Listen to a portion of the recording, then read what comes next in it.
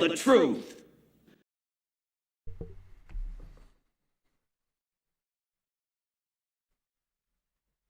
Good morning, everybody. Happy Veterans Day. Happy Veterans Day, man. So I got me a special little stream today for the vets. Give much appreciation to the veterans, and whether you agree with history, all of these things, irregardless of all that, the reason why I give such appreciation to our veterans is because, why am I out of focus? I'll tell you, if it's not one thing, it's another. Give me 1 second. Maybe it's not enough light. This is too much light, but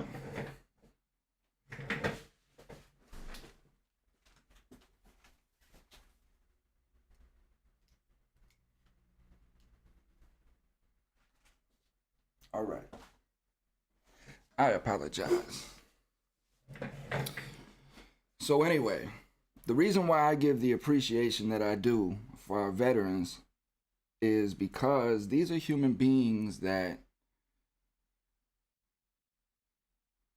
they sacrifice their life in doing what they felt was the right thing to do. You know, they wanted to protect people, they wanted to protect our freedom, and they did that. And they put their lives on the line, and many have died, have perished in these games that politicians play. So I always give my appreciation to veterans. I love these human beings for what they've sacrificed, and you know, it's just paying it forward. And it's also thinking about the many veterans that are right now not enjoying their Veterans Day because they're too busy surviving. You know, they're looking for shelter, they're looking for food, and they're looking for help. And for whatever reason, these veterans have been left behind. They've been left incarcerated, they've been left homeless, addicted, and just left to feel like their sacrifice for our freedom was just not appreciated. So we really have to step forward, you know, step out and step forward for these individuals here. But for today, my appreciation goes into showing something that changed my life. It changed my life, changed my thought process. It changed the way that I was looking at just certain things. Throughout my life, as a young child, I was always very conscious of my surroundings for whatever reason. You know, I grew up in a broken home. My father and my mother pretty much detested each other, was divorced at a young age. You know, I was a child that was unplanned for. My father felt like my mother got impregnated with me to try to keep him, to try to calm a already toxic situation, I guess. You know, a lot of us do these things. This is the environment that I was brought up into. So for whatever reason, you know, and everything that was going on in my life, it was a very stressful life. I was always just conscious of my surroundings, and I would notice things. You know, when I was bullied in school, I would just hope and pray that this bully would be gone. You know, just concentrate so much that when I went to school tomorrow, that this bully would be gone. And they would just disappear. You know, and random things through life. You know, if I was working on an engine and there was a particular tool that I needed that I didn't have at that time, and it was just the tool that would cut 4 hours off of my work, you know, or whatever. And 2 weeks later, this tool would be right in front of me, sitting on the bench, you know, and I would be like, man, where the hell was you 2 weeks ago when I needed you? And this movie that was brought into my cipher at a particular time in my life answered all of these questions that I had, because these events would happen through my life, and I just didn't know what was causing these things. I didn't know if I was majestic, if I was special. This was just whatever. I had no idea. And there was a particular time in my life when I was incarcerated where I was very angry. I was broadcasting blame everywhere, and we had a softball tournament that day. And on the way to the softball field, rain started coming in, like these storm clouds started coming in, and the softball game was delayed. Good morning, my brother. Good morning, Mr. Larry Smith. Free the innocent, free the medically frail, free the over sentenced, no question. So on this particular day, somebody came to me and they were showing this video in psychology, and I've never really been to psychology. And at this particular time, I wasn't trying to hear anything about self-help, self-empowerment, anything of that nature. So I told him, at the time, like, no, man, I'm waiting to go play softball, waiting for the clouds to clear up. And he's telling me, he's like, nah, man, the clouds aren't going to clear up. Just come to psychology and watch this movie. It's the movie of the week, whatever. So I asked him what the movie is. He said, The Secret. So I'm like, The Secret? What the hell is that about? He's like, man, I don't know. Let's just go watch it. We got some popcorn. We saw, candy. We're all going to just go hang out in psychology and watch this movie. So I'm like, you know what? All right, cool. So I get changed, get dressed, go to psychology, and we line up and start watching this movie. And it changed everything for me, because right out of the gate, it hit me right in the gut. Like, man, this is The Secret for real, because this is stuff that I've been experiencing my whole life that I thought I was just weird and I would never share with nobody. And I really didn't even know how to express it. And so when they titled this The Secret, like this whole thing is just profound, So I urge my listeners, it is audio only, so just put in your earbuds, put it on your TV, let it resonate through the house. Even if you're not watching it, just let the good vibrations of these people who are expressing the truth of how life is supposed to be, how it all works, how it all coincides with one another, how we are just a network of human beings who are all connected. And we're destroying this network with stigma, judgment,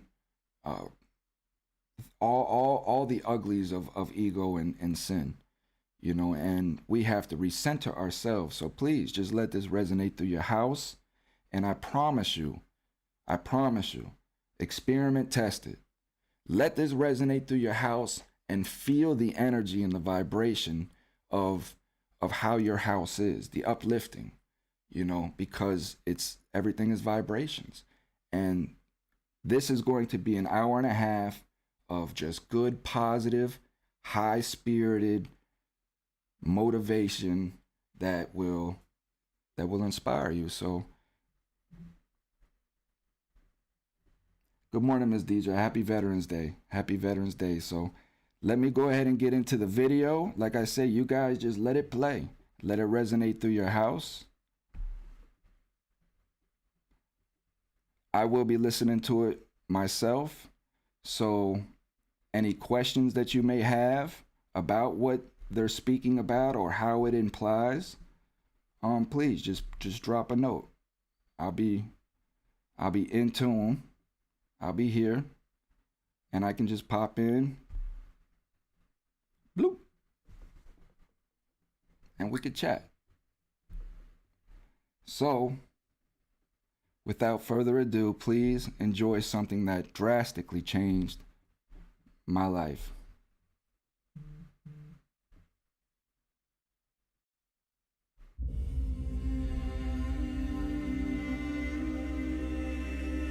A year ago, my life had collapsed around me. I'd worked myself into exhaustion. My father died suddenly, and my relationships were in turmoil. Little did I know at the time, out of my greatest despair was to come the greatest gift.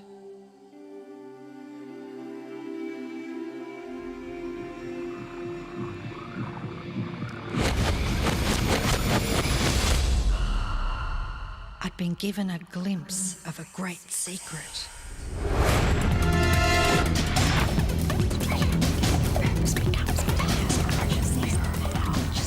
began tracing the secret back through history.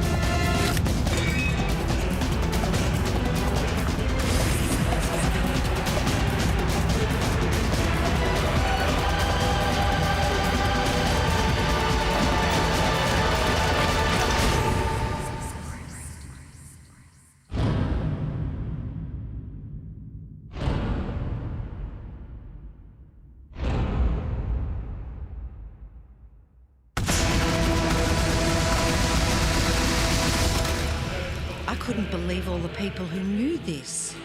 They were the greatest people in history.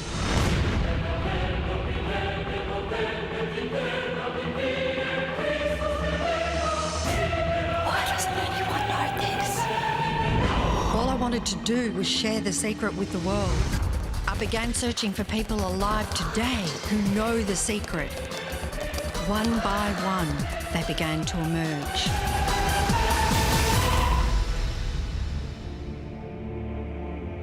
You know, this secret gives you everything you want. Happiness, health, and wealth. You can have, do, or be anything you want. We can have whatever it is that we choose. I don't care how big it is. What kind of a house do you want to live in? Do you want to be a millionaire? What kind of a business do you want to have? Do you want more success? What do you really want? I've seen many miracles take place in people's lives. Financial miracles, miracles of physical healing, mental healing, healing in relationships.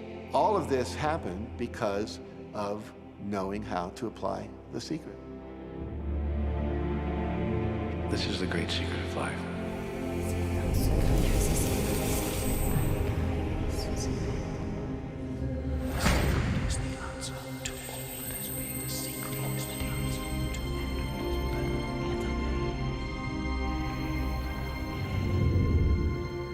You've probably been sitting there wondering, what is the secret?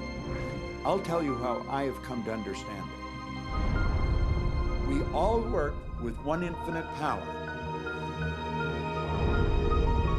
We all guide ourselves by exactly the same laws. The natural laws of the universe are so precise that we don't even have any difficulty building spaceships. We can send people to the moon, and we can time the landing with the precision of a fraction of a second. I don't care if you're in India, if you're in Australia, New Zealand, Stockholm, or London, or Toronto, or Montreal, or New York. We're all working with one power, one law. It's attraction. The secret is the law of attraction.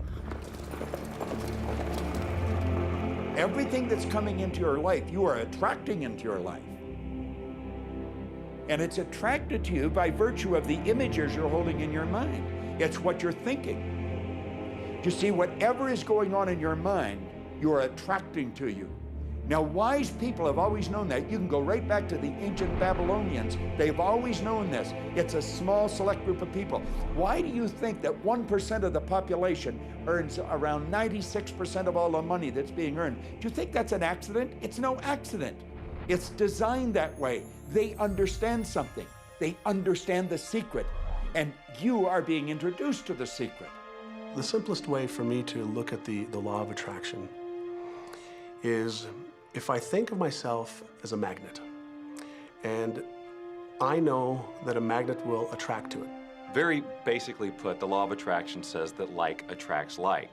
But we're really talking at a level of thought. Our job as humans is to hold on to the thoughts of what we want, make it absolute clear in our minds what we want, and from that we start to invoke one of the greatest laws in the universe, and that's the law of attraction. You become what you think about most, but you also attract what you think about most. If you see it in here, you're going to hold it here. And that principle can be summed up in 3 simple words. Thoughts become things. What most people don't understand is a thought has a frequency. Every thought has a frequency. We can measure a thought. And so if you're thinking that thought over and over and over again, or if you're imagining in your mind, okay, having that brand new car, having the money that you need, building that company, finding your soulmate, if you imagine what that looks like, you're emitting that frequency on a consistent basis. Thoughts are sending out that magnetic signal that is drawing the parallel back to you. See yourself living in abundance, and you will attract it. It always works. It works every time with every person. Here's the problem. Most people are thinking about what they don't want, and they're wondering why it shows up over and over and over again. The law of attraction doesn't care whether you perceive something to be good or bad, or whether you don't want it or whether you do want it. It's responding to your thoughts. So if you're sitting there looking at a mountain of debt, feeling terrible about it, that's the signal you're putting out to the universe. Wow, I feel really bad because of all this debt I've got. You're just affirming it to yourself. You feel it on every level of your being. That's what you're going to get more of. The law of attraction is really obedient.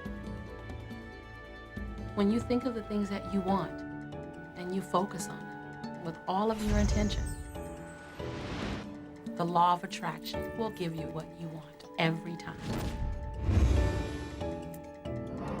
When you focus on the things that you don't want, I don't want to be late, I don't want to be late,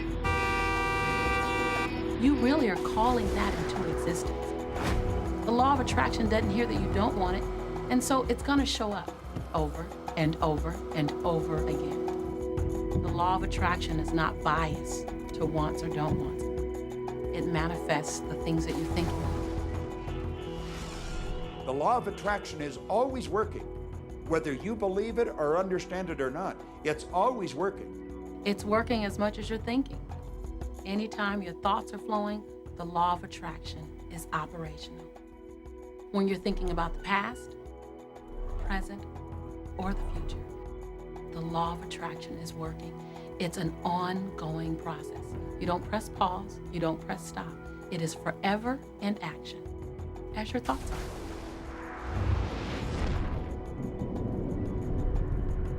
Creation is always happening.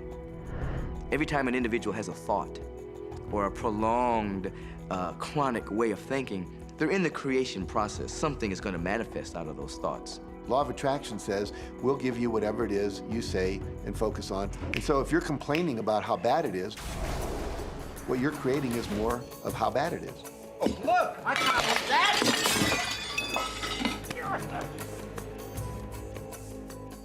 I had a student named Robert. Robert was a gay man, and he was taking an online course I have, part of which entails email access to me. And he outlined all of the grim realities of his life. In his job, all the people ganged up on him. And it was constantly stressful because of how nasty they were with him. When he walked down the street, he said every block he was accosted by homophobic people who wanted to abuse him in some way. He was wanting to become a stand-up comedian. And when he went out and did a stand-up comedy job, everybody heckled him about being gay. And his whole life was one of a lot of unhappiness and misery, and it all focused around this idea of being attacked because he was gay. I began to teach him that he was focusing on what he did not want. I directed him back to his email that he sent me and said, read it again. Look at all the things you do not want that you're telling me about. And I can tell you're very passionate about this. When you focus on something with a lot of passion, it makes it happen even faster. And then he really started taking this thing about focusing on what you want to heart, and he began really trying. What happened within the next 6 to 8 weeks was absolutely a miracle. He said that all the people in his office that had been harassing him either transferred to another department, quit working at the company, or started totally leaving him alone, and he began to love his job. He noticed that when he was walking down the street that nobody came up to him and harassed him anymore. They just weren't there. I'm a very, very gay man. When he went and did his stand-up comedy routines, he started getting standing ovations and nobody was heckling him. His whole life changed because he changed from focusing on what he did not want, what he was afraid of, what he wanted to avoid, to focusing on what he did want. So we may be very positive in our outlook and orientation, and we tend to attract positive people and positive events and circumstances. We may be very negative in our orientation or very angry, in which case we tend to attract negative, angry people and negative, angry circumstances. And so you end up attracting to you the predominant thoughts that you're holding in your awareness, whether those thoughts are conscious or whether they're unconscious. That's the rub. If you look very carefully, when it comes to the secret and the power of our mind, and the power of our intention in our daily lives, it's all around us. All we got to do is open our eyes and look. You can see law of attraction everywhere. You draw everything to yourself. The people, the job, the circumstances, the health, the wealth, the debt, the joy, the car that you drive, the community that you're in, and you've drawn them onto you like a magnet. What you think about, you bring about. Your life is a physical manifestation of the thoughts that go on in your head. I mean, I'm not talking to you from the point of view of just wishful thinking or imaginary craziness. I'm talking to you from a deeper, basic understanding. Quantum physics really begins to point to this discovery. It says that you can't have a universe without mind entering into it, that the mind is actually shaping the very thing that is being perceived. Now, if you don't understand it, doesn't mean you should reject it. You don't understand electricity, probably. First of all, no one even knows what electricity is, and yet you enjoy the benefits of it. Do you know how it works? I don't know how it works, but I do know this, that you can cook a man's dinner with electricity, and you can also cook the man.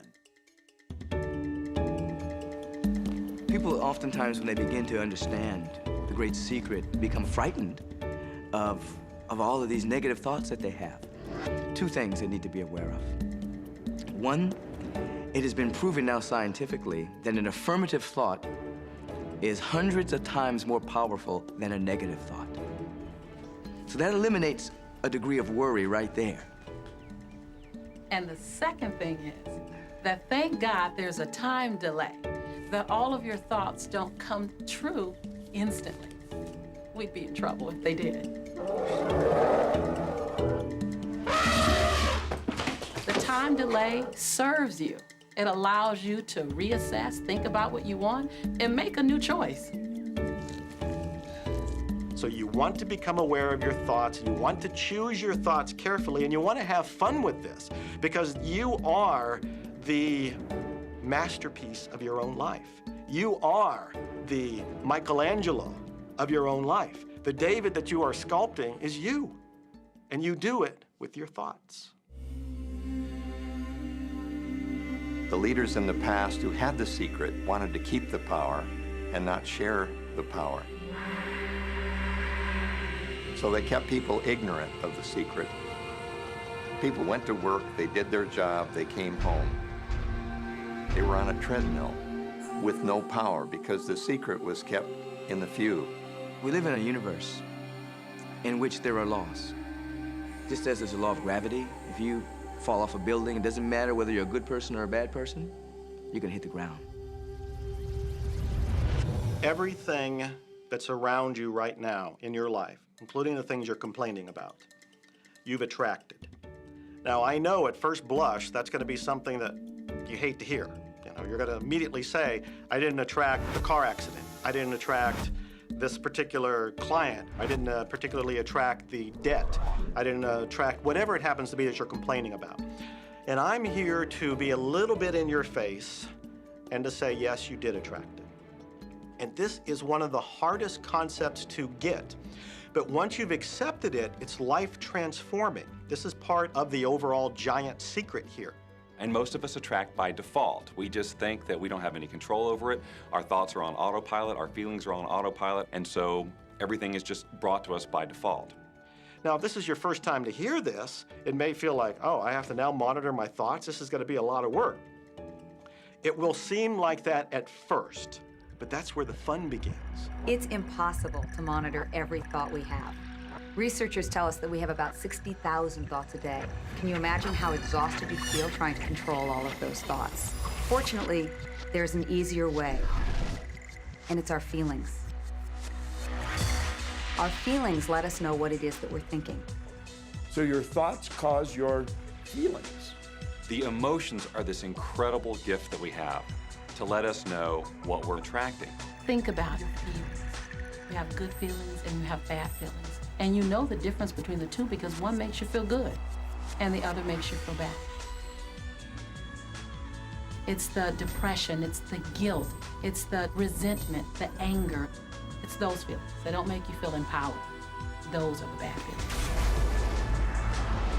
On another level, it's called bad frequency or bad vibes or whatever you want to call it. The flip side to that is that you have good emotions, good feelings. And you know when they come because they make you feel good. Excitement, joy, gratitude, love. Imagine if we can feel that way every day. When you celebrate the good feelings, you'll draw to you more good feelings and things that make you feel good. So it's really so simple. It's right there. The answer is, what am I attracting right now? Well, how do you feel? I feel good. Well, good. Keep doing that. Our feelings are a feedback mechanism to us about whether we're on track or not, whether we're on course or off course. If you're feeling good, then you're creating a future that's on track with what you're desiring. If you're feeling bad, you're creating a future that's off track with your desires.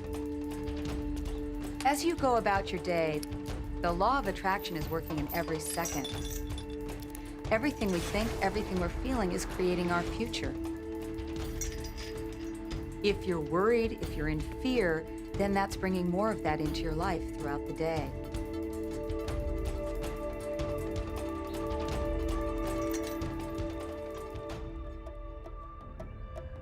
Whatever you're thinking and feeling today is creating your future. And you're getting exactly what you're feeling about, not so much what you're thinking about. That's why people, if they stub their toe out of bed, they tend to spiral.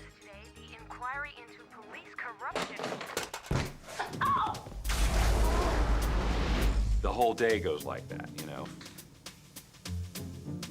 They have no clue that a simple shifting of their emotions can change their entire day and life. If you start out having a good day and you're in that particular happy feeling, as long as you don't allow something to change your mood, you're going to continue to attract, by the law of attraction, more situations, circumstances, people that sustain that happy feeling. Good days, bad days, rich get richer, poor get poorer. It's all about what these people are predominantly and continually feeling. You can begin right now to feel healthy. You can begin to feel prosperous. You can begin to feel the love that's surrounding you, even if it's not there. And what will happen is the universe will correspond to the nature of your song. The universe will correspond to the nature of that inner feeling and manifest because that's the way you feel. Your thoughts and your feelings create your life. It'll always be that way, guaranteed. So basically what you focus on with thought and feeling is what you attract into your experience, whether or not it's something you want. It's hard to swallow, but when we can begin to open ourselves up to that, the ramifications are awesome. It means that whatever thought has done in your life, it can be undone through a shift in your awareness.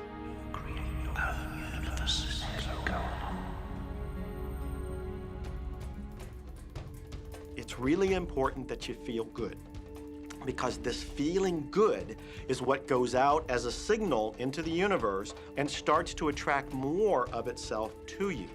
So the more you can feel good, the more you will attract the things that help you feel good in order to keep bringing you up higher and higher. When you're feeling down, do you know that you can change it like that? Put on a beautiful piece of music. Start singing. That'll change your emotion. Or think of something beautiful. Think of a baby. Maybe one you love. And dwell on it. Really keep that thought in your mind. Block everything out but that thought. I guarantee you'll start to feel good. This principle applies to your family pet, for instance, which I believe are wonderful because they put you in a great emotional state. When you feel love for your pet, that's a great state of love. It's going to bring goodness into your life. What a gift that is. Once you begin to understand and truly master your thoughts and feelings, that's when you see how you create your own reality. That's where your freedom is. That's where all your power is. That's when you see how you can become a deliberate creator of your life. And when you are a deliberate creator of your life and you use this law of attraction, you will have a life that is beyond what you can possibly imagine right now. Since I learned the secret and started applying it to my life has truly become magical. I think the kind of life that everybody dreams of, and I live on a day-to-day basis. I live in a $4.5 million mansion. I have a wife to die for. I get to vacation in all the fabulous spots of the world. I've climbed mountains, I've explored, I've been on safari. And all of this happened and continues to happen because of knowing how to apply the secret. Life can be absolutely phenomenal, and it should be, and it will be, when you start using the secret. The aspiration of pure intense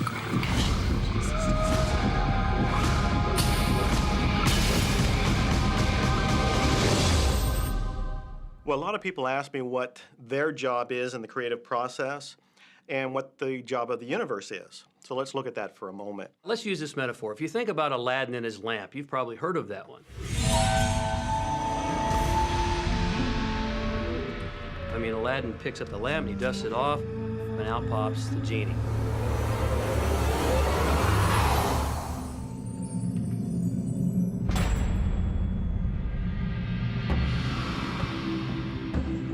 And the genie always says one thing.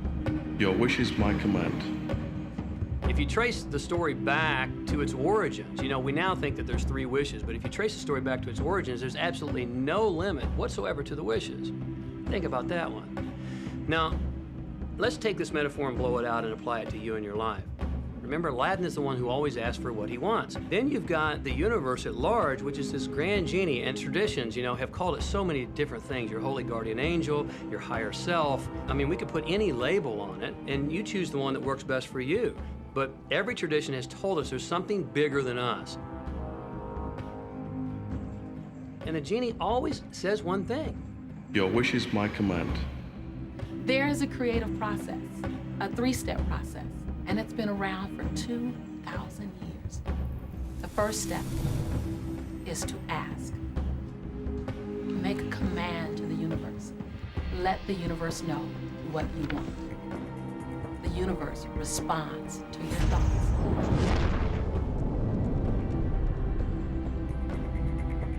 What do you really want? Sit down and write it out on a piece of paper.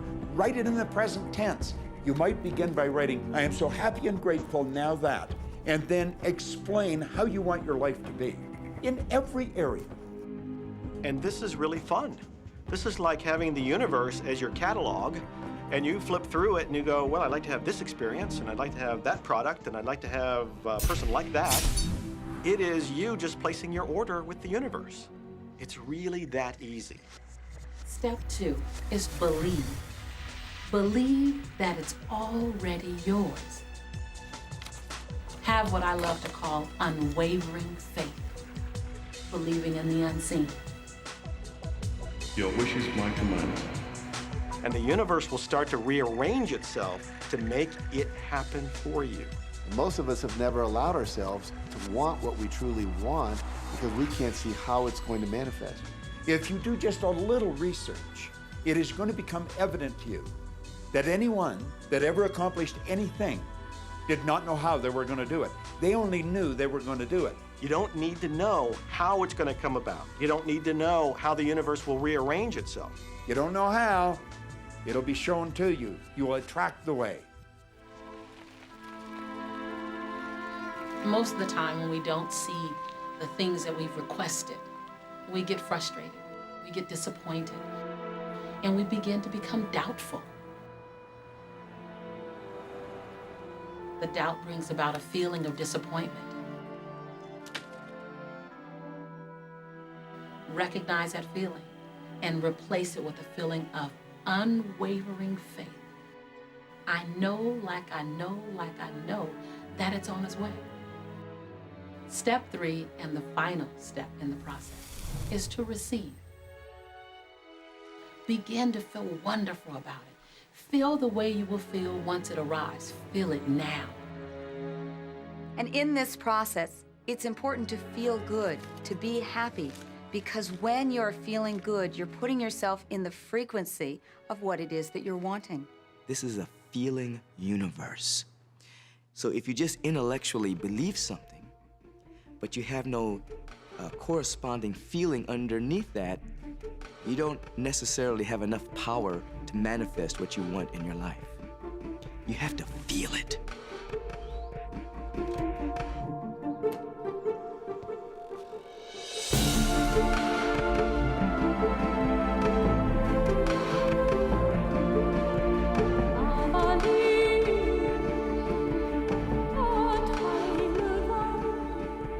And when you turn that fantasy into a fact, you're in the position to build bigger and better fantasies. And that, my friend, is the creative process. So the law of attraction, the study and practice of the law of attraction is just figuring out what will help you generate the feelings of having it now. Go test drive that car. Go shop for that home. Get in the house. Do whatever you have to do to generate the feelings of having it now and remember them. Whatever you can do to do that will help you to literally attract it. It could be you wake up and it's just there, it's manifest. Or you might get some inspired idea of some action to take. You certainly shouldn't be going, well, I could do it this way, but man, I would hate that, because you're not on the right track if that's the case. Action will sometimes be required, but if you're really doing it in line with what the universe is trying to deliver, it's going to feel joyous, you're going to feel so alive, time will just stop, you could do it all day. The universe likes speed. Don't delay, don't second guess, don't doubt. When the opportunity's there, when the impulse is there, when the intuitive nudge from within is there, act. That's your job, and that's all you have to do. You will attract everything that you require. If it's money you need, you'll attract it. If it's people you need, you'll attract it. If it's a certain book you need, you'll attract it. You've got to pay attention to what you're attracted to. Because as you hold images of what you want, you're going to be attracted to things and they're going to be attracted to you. But it literally moves into physical reality with and through you. And it does that by law. You can start with nothing. And out of nothing and out of no way, a way will be made. Think of this, a car driving through the night, the headlights only go 100 to 200 feet forward, and you can make it all the way from California to New York driving through the dark because all you have to see is the next 200 feet. And that's how life tends to unfold before us. And if we just trust that the next 200 feet will unfold after that, the next 200 feet will unfold after that, your life will keep unfolding and it will eventually get you to the destination of whatever it is you truly want because you want it.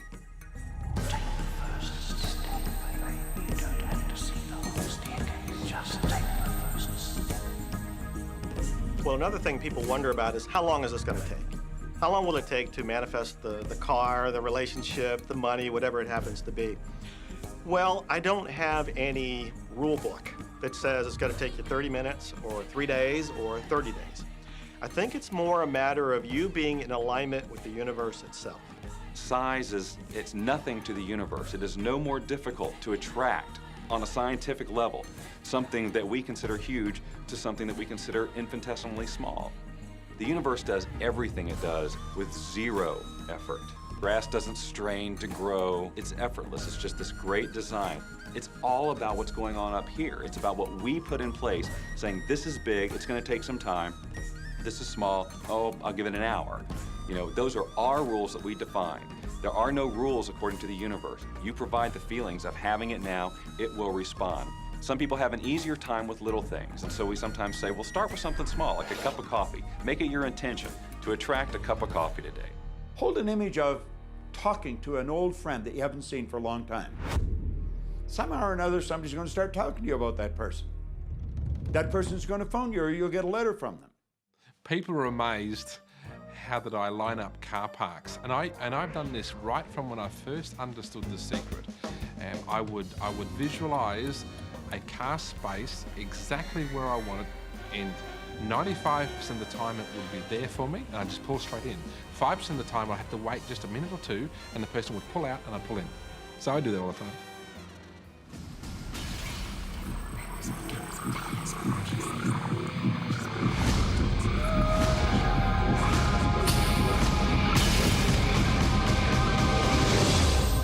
A lot of people feel stuck or in prison or confined by their current circumstances. And I'm trying to point out that whatever your circumstances right now, that is only your current reality. And current reality will begin to change as a result of watching this and beginning to use The Secret. When you want to change your circumstances, you must first change your thinking. Every time you look inside your mail expecting to see a bill, guess what? It'll be there. Each day you go out dreading the bill. You're never expecting anything great. You're thinking about debt. You're expecting debt. So debt must show up so you won't think you're crazy. And every day you confirm your thought. Is debt gonna be there? Yes, debt's there. Is debt gonna be there? Yes, debt's there. Why? Because you expected debt to be there. So it showed up because the law of attraction is always being obedient to your thoughts. Do yourself a favor. Expect a check. Most people look at their current state of affairs and they say, this is who I am. That's not who you are. That's who you were. You see, if you look at your current state of affairs right now, let's say, for instance, that you don't have a lot of money in your bank account, or you don't have the relationship that you want, or your health and fitness isn't up to par. That's not who you are. That's the residual outcome of your past thoughts and actions. So we're constantly living in this residual, if you will, of the thoughts and the actions we've taken in the past. When you look at your current state of affairs and define yourself by that, then you doom yourself to have nothing more than the same in the future. All that we are is the result of what we have thought. Okay, what can you do right now to begin to turn your life around? I'll tell you 2 or 3 things. Start making a list of things to be grateful for. Start with that, because this shifts your energy. It starts to shift your thinking. Where before this exercise, you might be focusing on what you don't have, and you might be focusing on your complaints, and you might be focusing on whatever the problems are. When you do this exercise, you start to go in a different direction. You start to be grateful for all the things that you feel good about. Gratitude is absolutely the way to bring more into your life. Every man knows that when his wife's appreciating him for the little things he does, what does he want to do? He wants to do more. It's always about appreciation. It pulls things in. It attracts support. I've said for many years that whatever we think about and thank about, we bring about.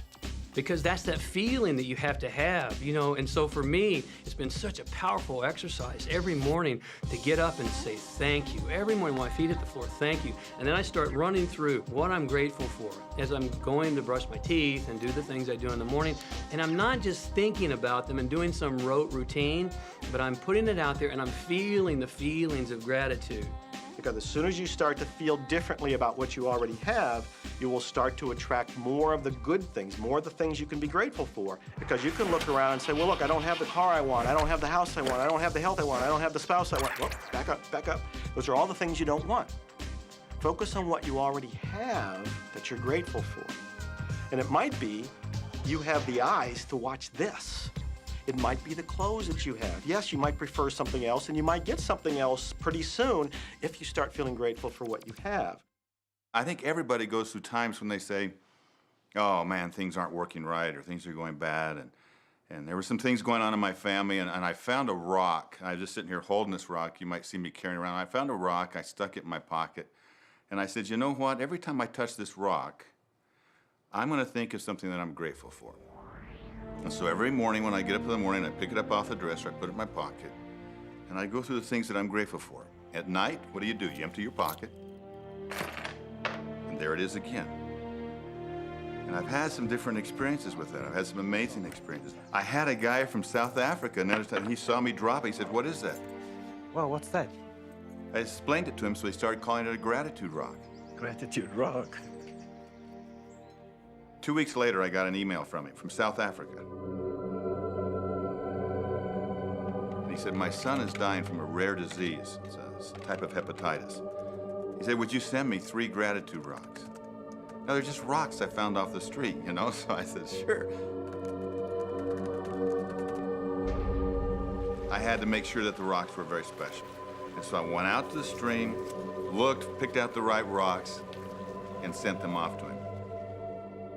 4 or 5 months later, I get an email from him. He said, my son's better. He's doing terrific. And he said, but you need to know something. He says, we've sold over 1,000 rocks at $10 a piece as gratitude rocks, and we've raised all this money for charity. Thank you very much. And so it's very important to be in an attitude of gratitude, as I call it. Another thing that I would suggest that you do right now to turn your life around, and this is so huge that I can't find the words to describe just how powerful this can be for you.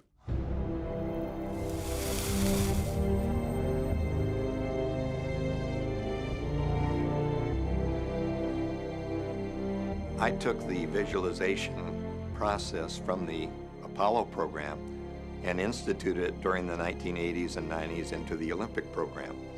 And it was called visual motor rehearsal. When you visualize, then you materialize. And the interesting thing about the mind is we took Olympic athletes and then hooked them up to sophisticated biofeedback equipment and had them run their event only in their mind. Incredibly, the same muscles fired in the same sequence when they were running the race in their mind as when they were running it on the track. How could this be?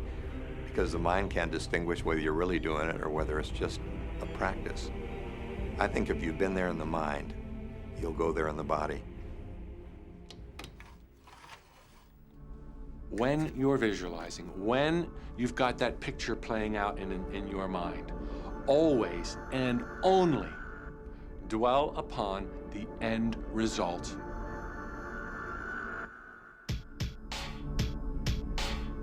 Here's an example. Look at the back of your hands right now. Really, look at the back of your hands. The color of your skin, the freckles, the blood vessels, the rings, the fingernails, the fake fingernails. Take in all those details right before you close your eyes. And then see those hands, your fingers, wrapping around the steering wheel of your brand new car.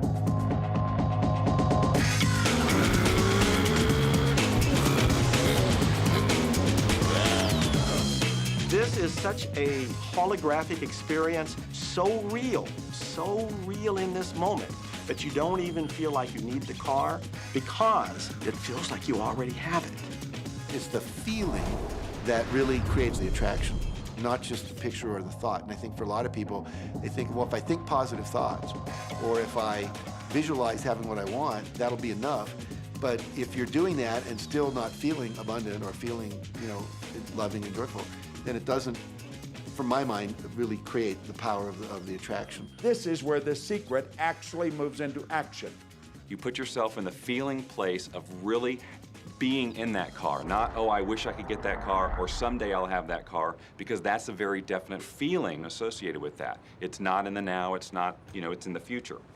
If you stay in that feeling, it will always be in the future. Feel the joy, feel the happiness, no matter how silly it seems in that dark and quiet room, and you're going, woohoo, do it.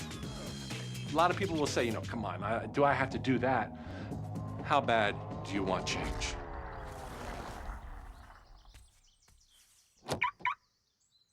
Now that feeling and that inner seeing will begin to be an open doorway through which the power of the universe will begin to express.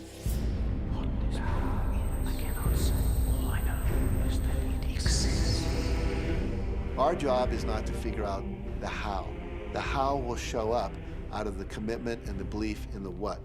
The hows are the domain of the universe. It always knows the shortest, quickest, fastest, most harmonious way between you and your dream. If you turn it over to the universe, you will be surprised and dazzled by what is delivered to you. This is where magic and miracles happen. Well, I would say you want to do this virtually daily, but my disclaimer is this should never be a chore. What's really bottom line importance here to the whole secret is feeling good. You want to feel exhilarated by this whole process. You want to be high, happy, in tune as much as possible. The only difference between people who live in this way, who live in the magic of life, and those who don't, is that the people who live in the magic of life have habituated ways of being.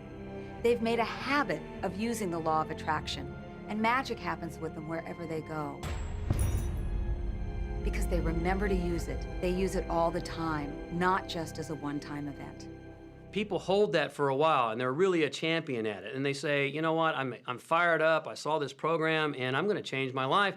And yet, you know, results aren't showing, and beneath the surface, it's just about ready to break through. And someone will look at the surface results and go, this stuff doesn't work. And you know what? The universe says, your wish is my command. And it goes down. You know, knowing the law of attraction, I wanted to really put it to use and to see if it was, what would happen.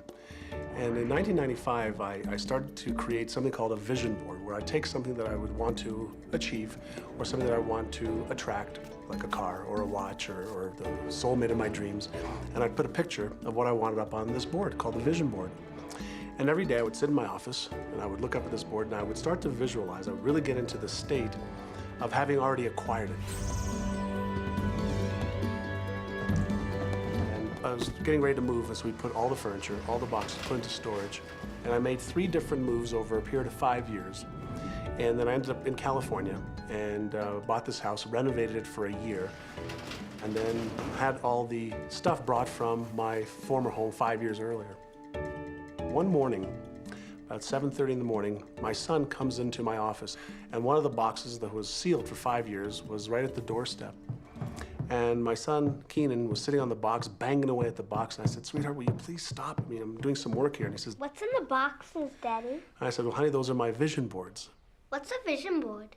I said, well, it's where I put all my goals up. I cut them out and I put all my goals up as something that I want to achieve in my life. And of course, at 5.5 years old, he didn't understand it. So I said, sweetie, let me just show you, because that'll be the easiest way to do it. And so I cut the box open. And when I pulled up the vision boards, there was a picture on there of a home that I was visualizing 5 years earlier. And what was shocking to me was we were living in that house, not a house like it. I had bought my dream home, renovated it, and didn't even know it. But I looked at that house, I started to cry because I was just blown away. Why are you crying? Honey, I finally understand how the law of attraction works. I finally understand the power of visualization. I finally understand everything that I've read, everything that I've worked with my whole life, the way I've built companies. It worked for my home as well. And I bought our dream home and didn't even know it.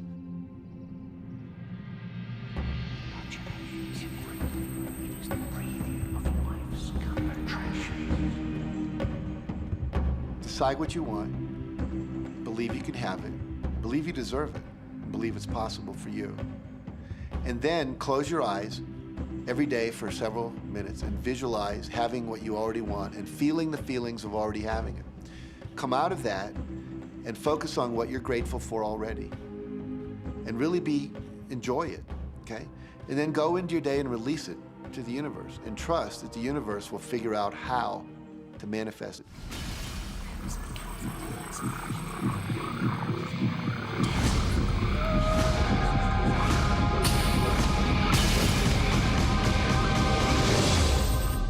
No, The Secret was definitely a real transformation for me because I grew up in a family where my dad was very negative, thought that rich people were people that had ripped everyone off, thought that anyone who had money, must have deceived somebody.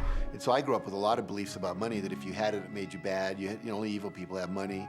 And, money doesn't grow on trees. That was a big one. Who do you think I am, Rockefeller? That was one of his favorite phrases.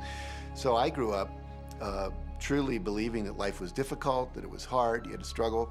And it was only when I met W. Clement Stone that I literally began to shift my life. Whatever the mind of man can conceive and achieve. When I was working with Stone, he said, I want you to set a goal that's so big that if you achieved it, it would blow your mind. And you would know it's only because of what I've taught you that you would have achieved this goal. Well, at the time, I was making about $8,000 a year. And for some reason, I wanted something that was really measurable. So I said, I want to make $100,000 in a year. Now, I had no idea how I could do that. I saw no strategy, no possibility, but I just said, I'm going to declare that, I'm going to believe it, I'm going to act as if it's true, and release it. And so I did that. And one of the things he taught me was every day to close your eyes and visualize the goal as if it's already achieved. And I had actually made a $100,000 bill that I put on the ceiling. So the first thing I'd see when I woke up, I'd look up and there it was. It would remind me that this was my intention. And then I would close my eyes and visualize having this $100,000 a year lifestyle. And interestingly enough, nothing major happened for about 30 days. I didn't have any great breakthrough ideas. No one was offering me more money. And all of a sudden, I was in the shower, it was about 4 weeks into it, and I had a $100,000 idea. It just came right into my head. I had a book I had written, and I said, if I could sell 400,000 copies of my book at a quarter each, that'd be $100,000. Now, the book was there, but I never had this thought. And one of the secrets, I think, is that when you have inspired thought, you have to trust it, and you have to act on it. Now, I didn't know how to do that. I didn't know how I was going to sell 400,000 copies. We'd never done that. And then I saw the National Enquirer at the supermarket. I had seen that millions of times, and it was just background. And all of a sudden, it jumped out of me as foreground, and I thought, wow, if readers knew about my book, certainly 400,000 people would go out and buy it. And about 6 weeks later, I gave a talk at Hunter College in New York to 600 teachers, and this lady comes up at the end and she says, that was a great talk. I'd like to interview you. Let me give you my card. And I said, who do you write for? I'm a freelancer, but I sell most of my stuff to the National Enquirer. And I had this little theme from the Twilight Zone went off in my head. Nah, nah, nah, nah, nah, nah. You're like, whoa, this stuff's really working. So that article came out, and our book sales started to take off. But the point I want to make is that I was attracting into my life all these different events, including this person. And to make a long story short, I did not make $100,000 that year. We made $92,327. But do you think we were like depressed and going, this doesn't work? No, we were going, whoa, this is amazing. And so my wife said to me, wow, if it works for 100,000, you think it'd work for $1 million? And I said, I don't know, I think so, let's try it. My publisher actually wrote me a check as a royalty check for our first Chicken Soup for the Soul book. And he actually put a smiley face in his signature because it was the first $1 million check he'd ever written. And so I know from my own experience, because I wanted to test it, does this secret really work? And we put it to the test, it absolutely worked. And now I live my life from that every single day. Well, I can just imagine what a lot of people that are watching this are thinking. And that is, how can I attract more money into my life? How can I get more of the green stuff? How can I get more wealth and prosperity? How can I, when I love my job, deal with the credit card debt that I have? And the realization that maybe there's a ceiling on the money that can come in because it's coming to me through my job. How can I bring in more? Intended. This goes back to one of the things we've been talking about throughout the whole secret. Your job is to declare what you would like to have from the catalog of the universe. Well, if cash is one of them, say how much you would like to have. I would like to have $25,000 unexpected income within the next 30 days. Or whatever it happens to be. It should be believable for you. Most people have a goal of getting out of debt. That'll keep you in debt forever. Whatever you're thinking about, you will attract. You'll say, but it's get out of debt. I don't care if it's get out or get in. If you're thinking debt, you're attracting debt. Set up an automatic debt repayment program and then start to focus on prosperity. So many times people say to me, well, I'd like to double my income in the next year. But then you look at their actions, and they're not doing the things that are going to make that happen. And they'll turn right around and go, well, I can't afford that. Okay, guess what? Your wish is my command. When you focus on lack and scarcity and what you don't have, you fuss about it with your family, you discuss it with your friends, you tell your children that you don't have enough, we don't have enough for that, we can't afford that. Well, guess what? You'll never be able to afford it because you begin to attract more of what you don't have. If you want abundance, if you want prosperity, then focus on abundance. Focus on prosperity. When I first understood The Secret, I was getting bills. Every day I'd get a bunch of bills in the mail. And I thought, how do I turn this around? The law of attraction states that what you focus on, you will get. So I got a bank statement. I whited out the total and I put a new total in there. I put exactly how much I wanted to see in the bank. So I thought, what if I just visualize checks coming in the mail? So I just visualize a bunch of checks coming in the mail. Within just 1 month, things started to change. And it is amazing. Today, I just get checks in the mail. I get a few bills, but I get more checks than bills. I grew up on you have to work hard for money, you have to work hard for money. And so I replaced that with money comes easily and frequently. Now, in the beginning, it feels like a lie, right? There was a part of your brain that will say, oh, you liar, it's hard. So you have to know it's this little tennis match that will go on for a while. When it comes to creating wealth, wealth is a mindset. It's all about how you think. I'd say 80% of my coaching that I do one-on-one with folks is about their psychology and the way they think. And I know when people are listening, they say, oh, well, you can do it, I can't. Every person has the capability to change the way they're in a relationship and conversation with money. I find so many people who maybe make a tremendous amount of money, but their relationships stink. That's a technical term, by the way. And that's not wealth. It really isn't. You can go after the money and you might get rich, but it doesn't guarantee you'll be wealthy. I'm not suggesting that money isn't a part of wealth. It absolutely is, but it's only a part. And then I meet a lot of people who are quote unquote spiritual, but they're sick and broke all the time. That's not wealth either. Life is meant to be abundant in all areas. Many people in Western culture are striving for success. They want the home, they want the great business, they want all these outer things. But what we found in our research is that having these outer things does not necessarily guarantee what we really want, which is happiness. So we go for these outer things, thinking they're going to bring us happiness, but it's backwards. You need to go for the inner joy, the inner peace, the inner vision first, and then all of the outer things appear.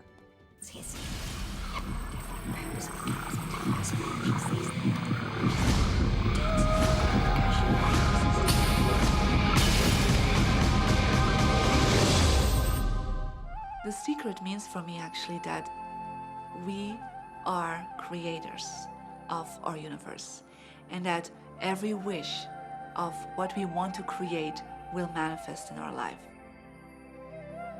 Therefore, it's very important what you wish, what your thoughts are, what your feelings are, because it will manifest. Now, one day I went into somebody's home, and he was an art director of a very famous film producer. And in every corner, he had this beautiful image of a woman, a naked woman dressed with a fabric, kind of doing this, kind of saying, oh, I don't look at you, I don't see you, And I said, I think you have trouble in your romance. Are you a clairvoyant or something? No, but look, 7 places you have exactly that woman. But I love that kind of painting. I painted it myself. That's even worse, I said, because you put all your creation and your creativity in it. Now, he's this gorgeous-looking man. He has all these actresses around him because that's the work he does. He doesn't get romance. I said, what do you want? Well, I want to date 3 women a week. Okay, paint yourself with 3 women and hang it in every corner.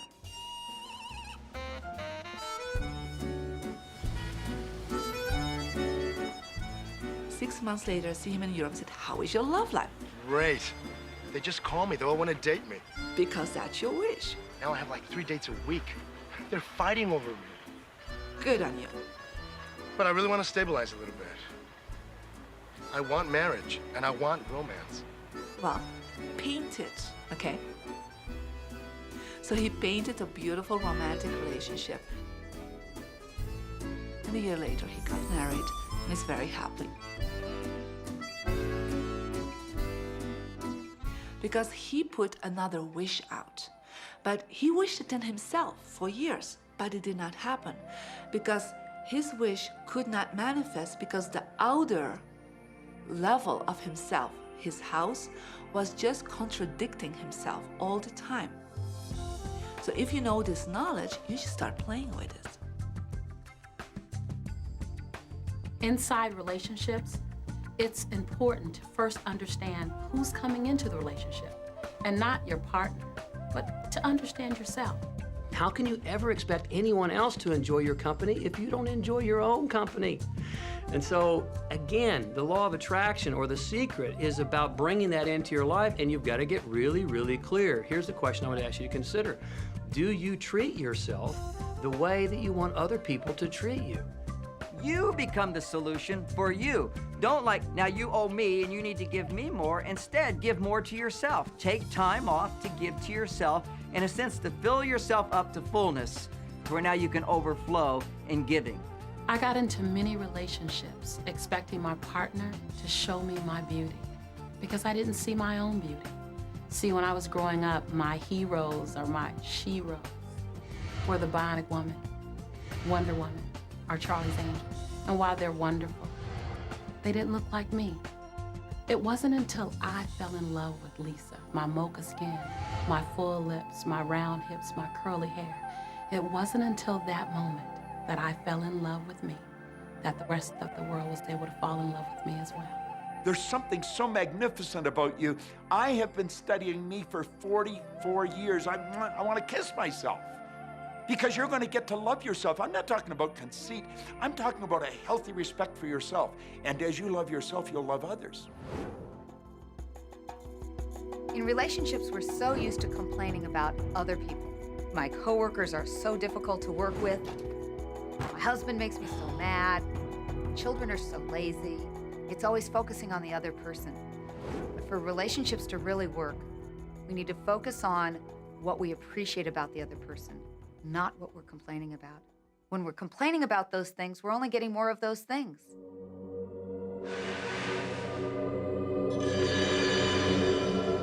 Even if you're having a really hard time in a relationship, things aren't working, you're not getting along, someone's in your face,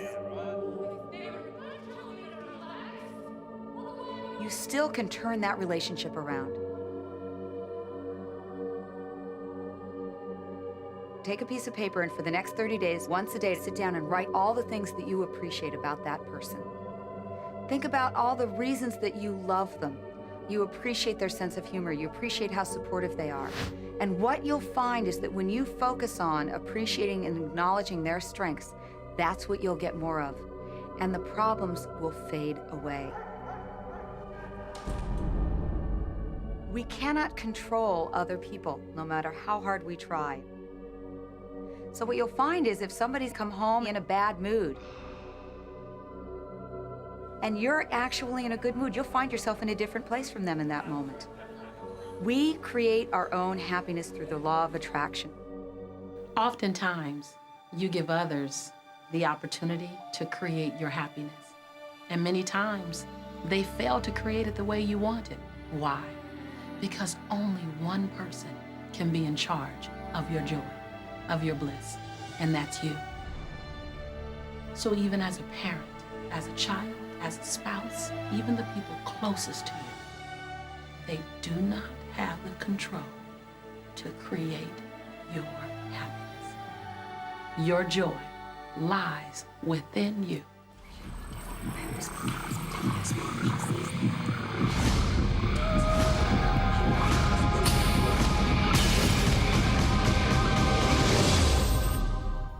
It's important to recognize that our body is really the product of our thoughts. We're beginning to understand in medical science the degree to which the nature of thoughts and emotions actually determines the physical substance and structure and function of our bodies. We've known in the healing arts of a placebo effect. A placebo is something that supposedly has no impact and no effect on the body, like a sugar pill or something. You tell the patient, that this is just as effective. And what happens is the placebo has the same effect, if not greater effect, than sometimes the medication is supposed to be designed for that effect. So they found out that the human mind is the biggest factor in the healing arts, more so than sometimes the medication. If somebody is in a situation where they're sick and they have an alternative to try to explore what is in their mind creating it versus using medicine, if it's an acute situation that could really bring death to them, then obviously the medicine is a wise thing to do while they explore what the mind is about.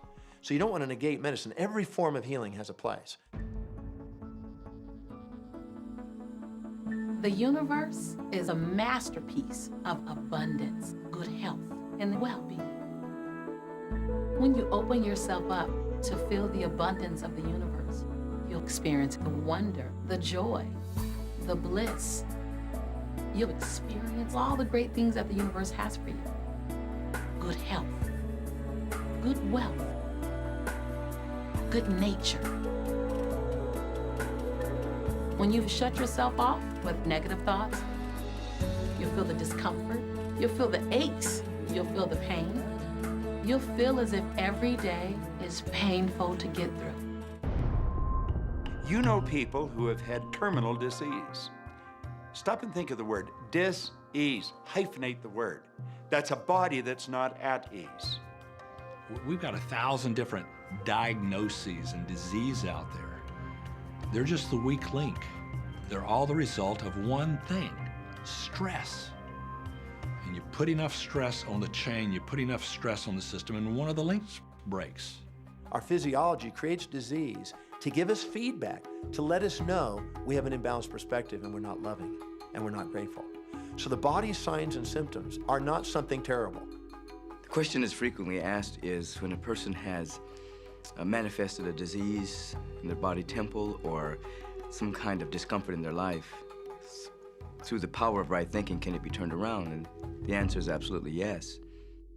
On November 23rd, I was diagnosed with breast cancer. I truly believed in my heart, with my strong faith, that I was already healed. During the day, all day long, I would just say, thank you for my healing. On and on and on I went, thank you for my healing. I believed in my heart I was healed. I saw myself as if cancer was never in my body. One of the things I did to heal myself was to watch very funny movies. That's all we would do is just laugh, laugh, laugh.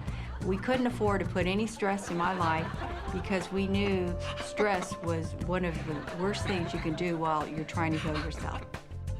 From the time I was diagnosed, which was November 23rd, to the time I was healed totally was approximately 3 months.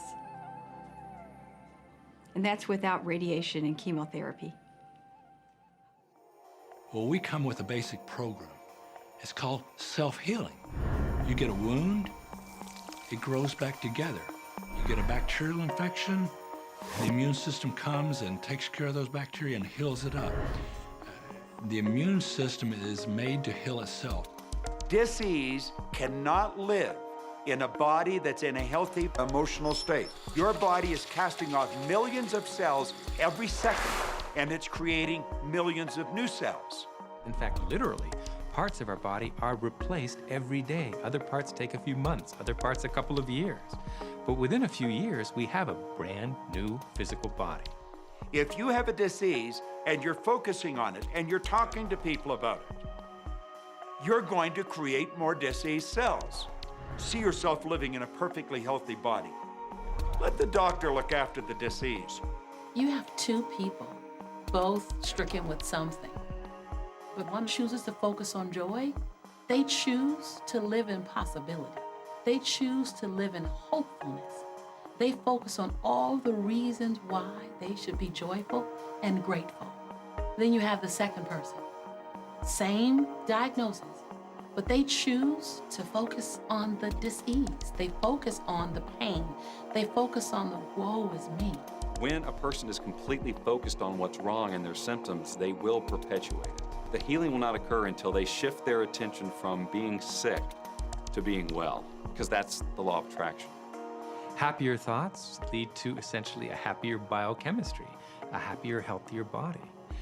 Negative thoughts, stress, has been shown to seriously degrade the body and the functioning of the brain, because it's our thoughts and emotions that are continuously reassembling, reorganizing, recreating our body. Remove physiological stress from the body, and the body does what it was designed to do. It heals itself. I've seen kidneys regenerated. I've seen cancer dissolved. I've seen eyesight improve and come back. I always say that incurable means curable from within. You can change your life and you can heal yourself.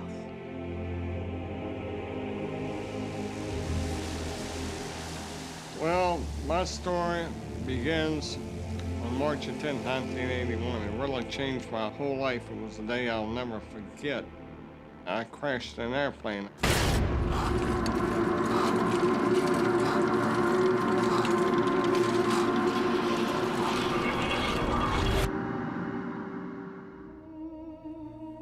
I ended up in the hospital completely paralyzed. My spinal cord was crushed. I broke the first and second cervical vertebrae. My swallowing reflex was destroyed. I couldn't eat or drink. My diaphragm was destroyed. I couldn't breathe. All I could do was blink my eyes. The doctors, of course, said all my life I'd be a vegetable. All I'd do is blink my eyes the rest of my life. That's the picture they saw of me, but it didn't matter what they thought. The main thing was what I thought.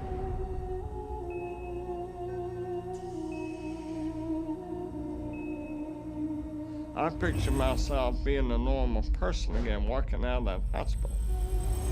The only thing I had to work with in the hospital was my mind. As long as you have your mind, you can put things back together again. I was hooked to a respirator, and they said I'd never breathe on my own again because my diaphragm was destroyed. But this little voice kept saying to me, breathe deep, breathe deep.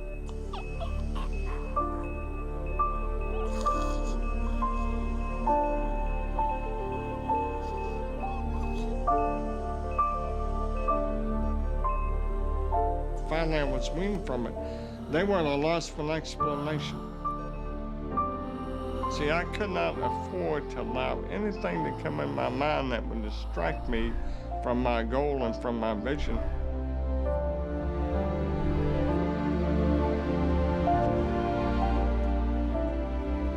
Well, I set a goal to walk out of the hospital on Christmas. That was my goal.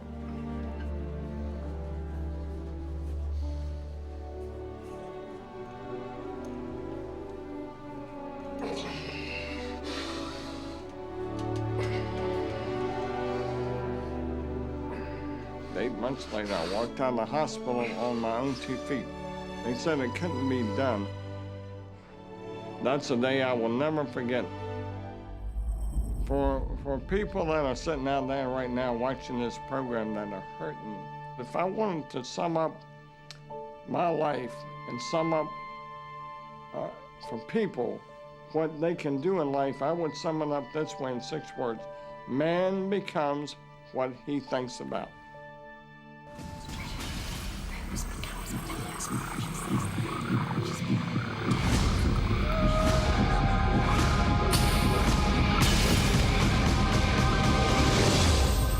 People have a tendency to look at the things that they want and say, yes, I like that, I want that.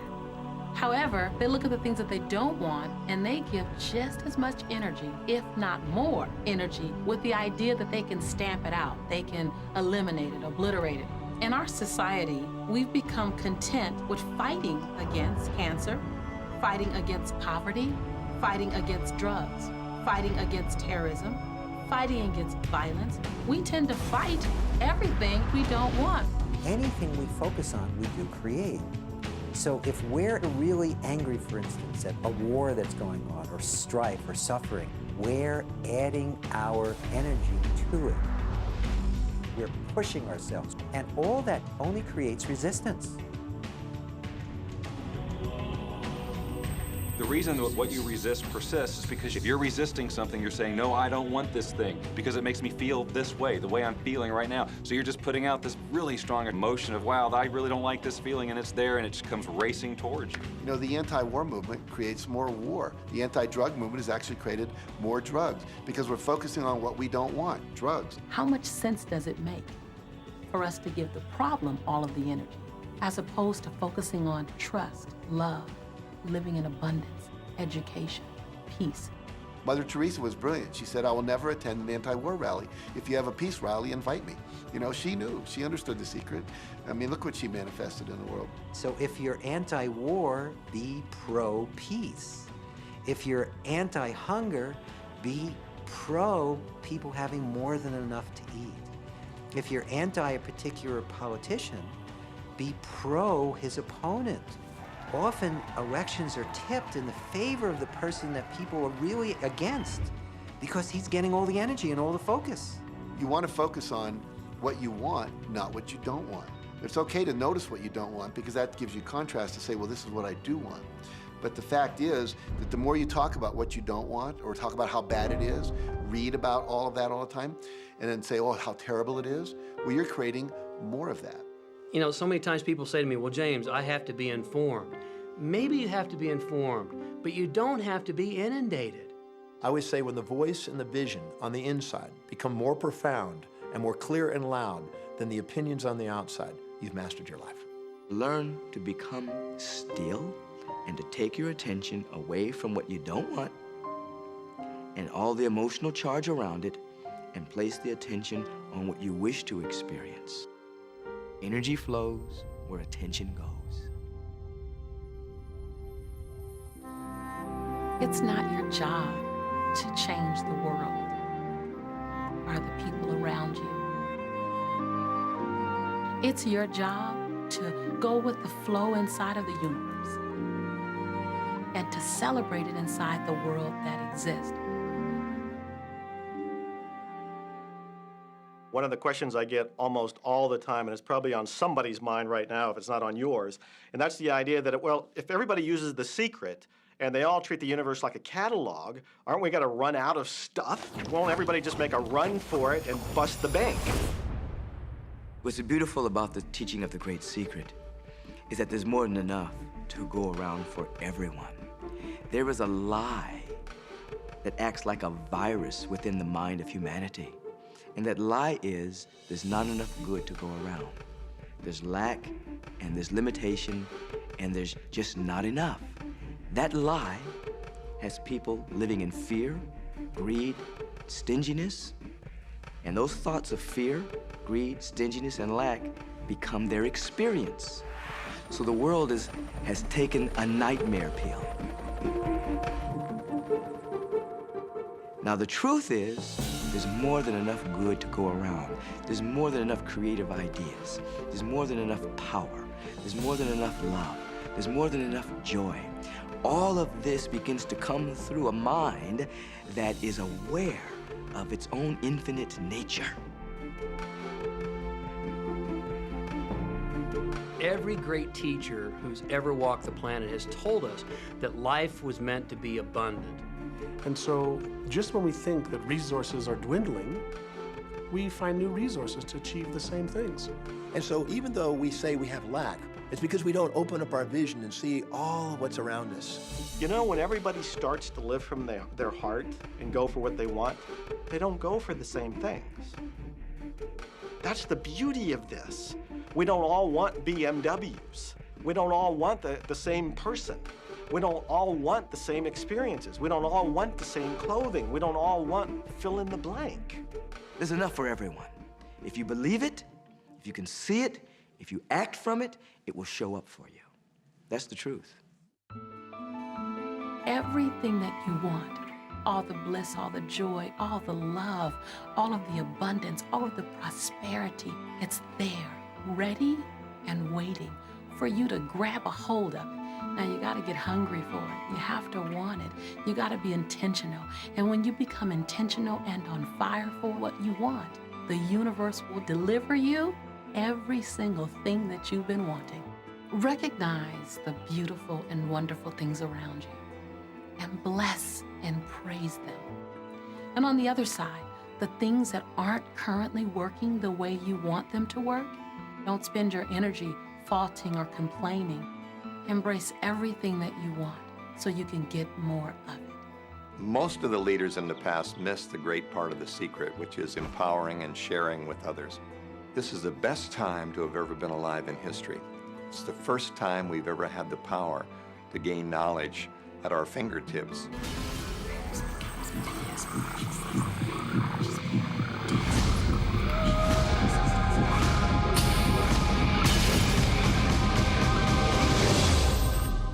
When we look around us, even at our own bodies, what we see is the tip of the iceberg. Think of this for a moment. Take your hand and look at it. Now, your hand looks solid, but it's really not. If you put it under a proper microscope, you'd see a massive energy vibrating. Everything is made up of the exact same thing, whether it's your hand, whether it's the ocean, or whether it's a star. Everything is energy. And let me help you understand that just a little bit. There's the universe, of course, and our galaxy, and our planet, and then individuals, and then inside of this body are organ systems, and then there's cells, and then there's molecules, and then there's atoms, and then there is energy. So there are a lot of levels to talk about something on, but everything in the universe is energy. I don't care what city you're living in, you've got enough power in your body, potential power, to illuminate the whole city for nearly a week. Most people define themselves by this finite body, but you're not a finite body. I mean, even under a microscope, you're an energy field. Well, what we know about energy is this. You go to a quantum physicist and you say, what creates the world? And he or she will say, energy. Well, describe energy. Okay, it can never be created or destroyed. It's always was, always has been. Everything that ever existed always exists. It's moving into form, through form, and out of form. Okay, great. You go to a theologian and you ask the question, what created the universe? And he or she will say, God. Okay, describe God. Always was and always has been, never can be created or destroyed, all that ever was, always will be, always moving into form, through form, and out of form. You see, it's the same description, just different terminology. And so if you think you're this meat suit running around, think again. You're a spiritual being. You're an energy field operating in a larger energy field. We're all connected. We just don't see it. There isn't an out there and an in here. Everything in the universe is connected. It's just one energy field. We often get distracted with this thing called our body and our physical being. That just holds your spirit. And your spirit is so big, it fills a room. You are eternal life. You're source energy. You are God manifested in human form, made to perfection. Scripturally, we could say that we are the image and the likeness of God. We could say we are another way that the universe is becoming conscious of itself. We could say that we are the infinite field of unfolding possibility. All of that would be true. Every great tradition has told you that you were created in the image and the likeness of the creative source. That means that you have God potential and power to create your world, and you are. You are. And maybe you've created things to this point that are wonderful and worthy of you, and maybe you haven't. The question I'd ask you to consider is, do the results you have in your life, are they what you really want? And are they worthy of you? If they're not worthy of you, then when would now be the right time to change those? Because you have the power to do that.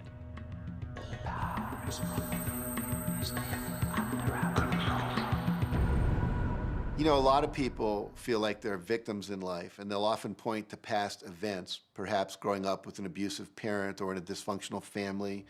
And I would add as a parenthesis here that most psychologists believe that about 85% of families are dysfunctional. So it's like all of a sudden you're not so unique.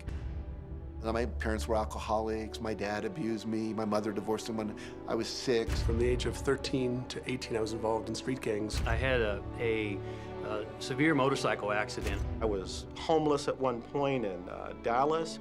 I lived in poverty for 15 years in Houston. When I was a child, I had learning difficulties, and I was considered learning disabled, and I was told I would never read, write, or communicate, never amount to anything, not go very far in life. I mean, that's almost everybody's story in some form or not. So that's just called so what. The real what is, what are you going to do now? What do you choose now? Because you can either keep focusing on that or you can focus on what you want. And when people start focusing on what they want, what they don't want falls away. And that part expands and the other part disappears. You are the designer of your destiny. You are the author. You write the story. The pen is in your hand. And the outcome is whatever you choose. The beautiful thing about the law of attraction is that you can begin where you are. And you can begin to think, real thinking. And you can begin to generate within yourself a feeling tone of harmony and happiness. The law will begin to respond to that. So now you start to have different beliefs, like there is more than enough in the universe. Or you have the belief that everything goes right for me.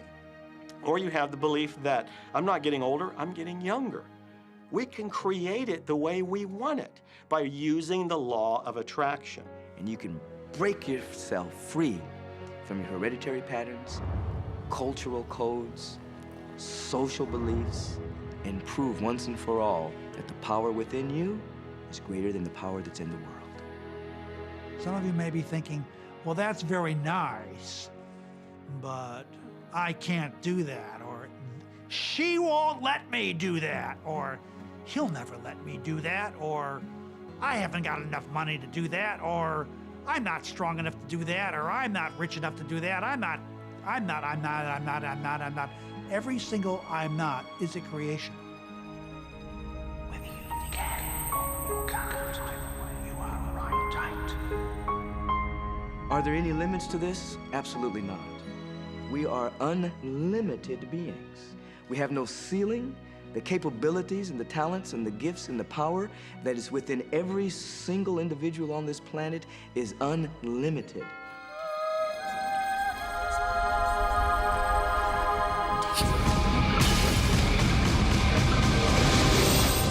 There is no blackboard in the sky on which God has written your purpose, your mission in life.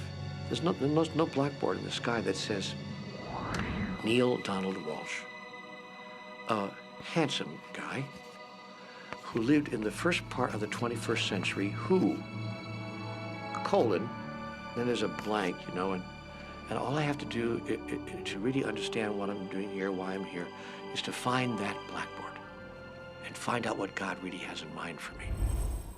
But the blackboard doesn't exist. So your purpose is what you say it is. Your mission is the mission you give yourself. Your life will be what you create it as, and no one will stand in judgment of it now or ever. It took a lot of years for me to get this, because I grew up very much with this idea that, you know, there was something I was supposed to do, and if I wasn't doing it, I was like, God wouldn't be happy with me, you know?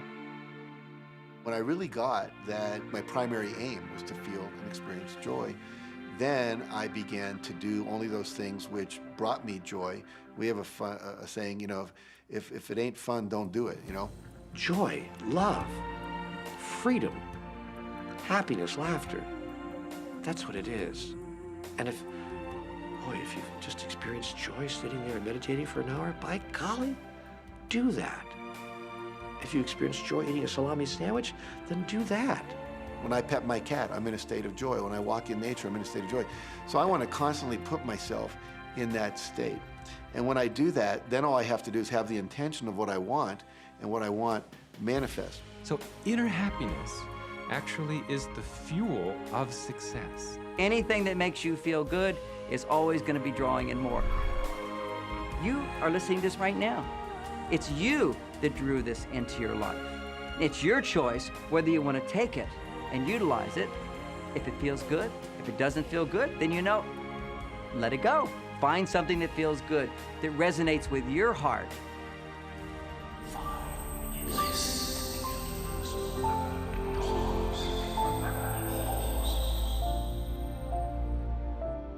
When you follow your bliss, you live in a constant space of joy.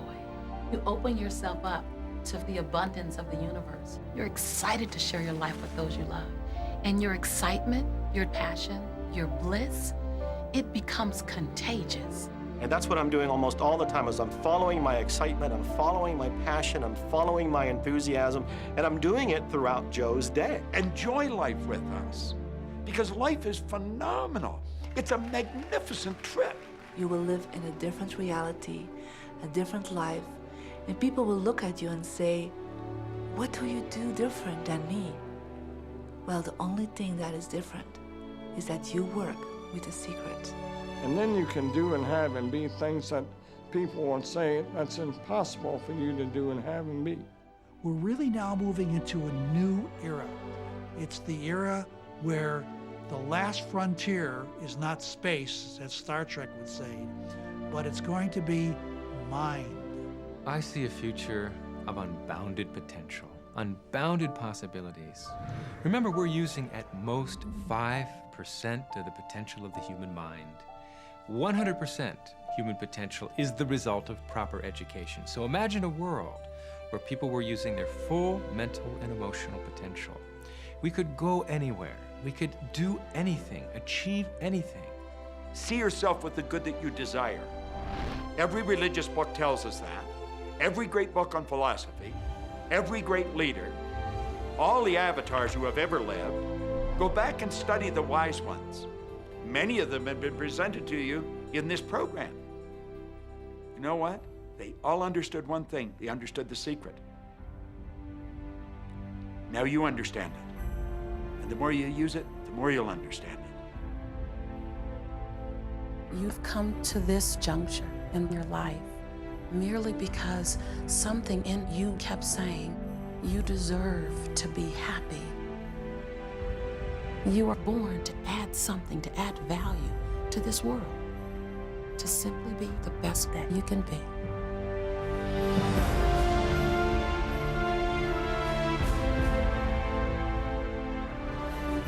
Every single thing you've been through, every single moment that you've come through, were to all prepare you for this moment right now. Now you get that you are the creator of your destiny. Imagine what you can do from this day forward with what you now know. What will you do with the moment? How will you seize the moment? No one else can dance your dance. No one else can sing your song. No one else can write your story. Who you are, what you do, begins right now. I believe that you're great, that there's something magnificent about you.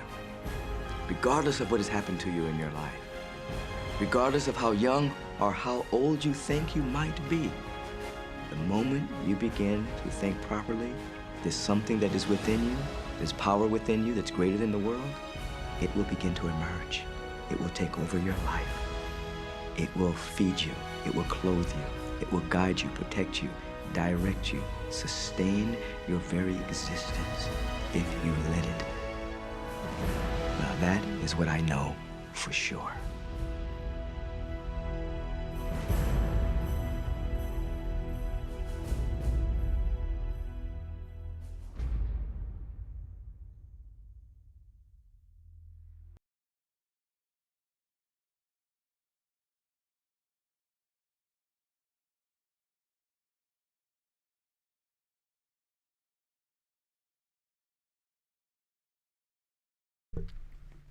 Hey everybody.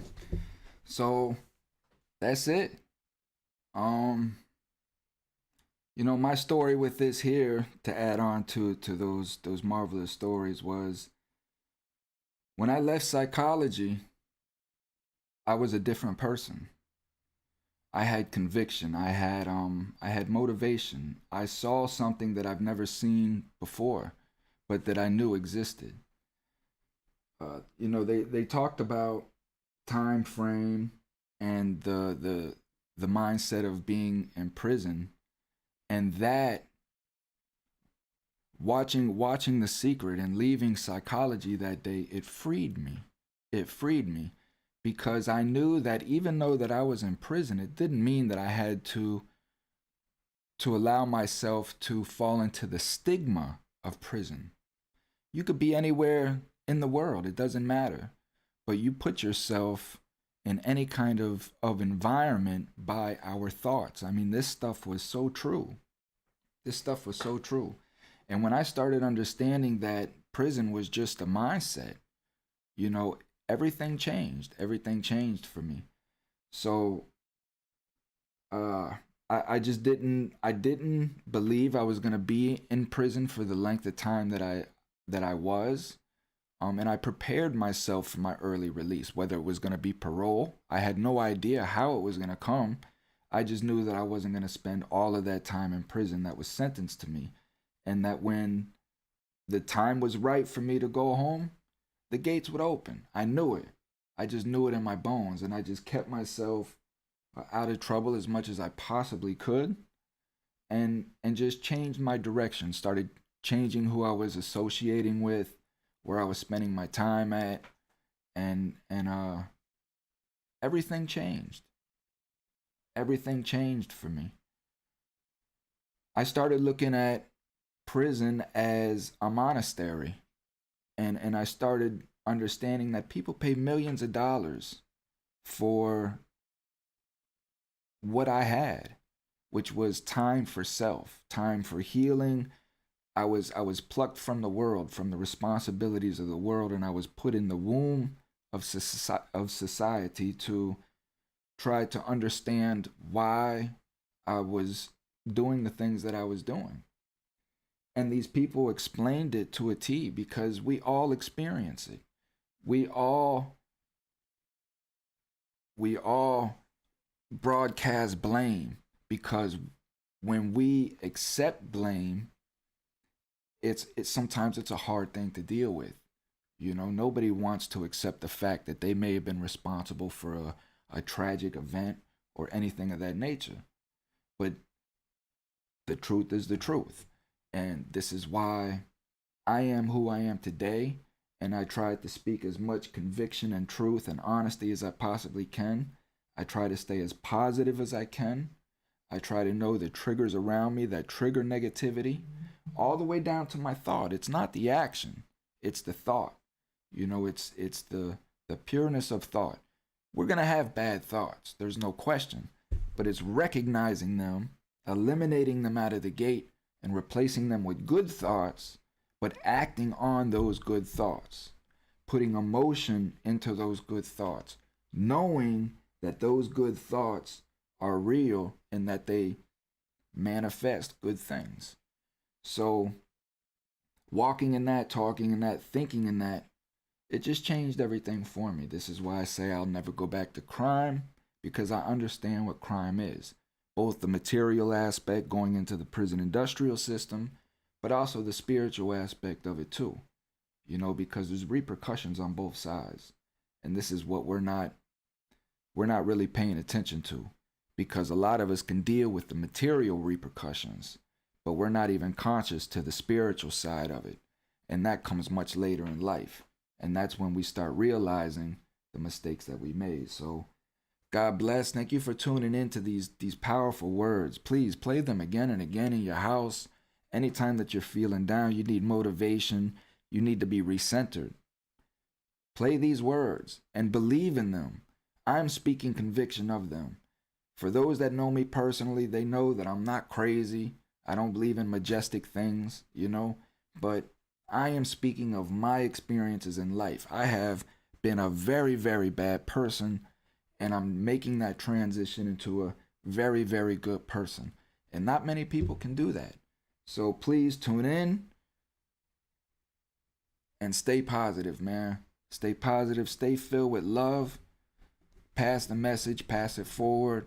Be kind, be strong, and you can always come here for a hug, man. Thomas Freeman.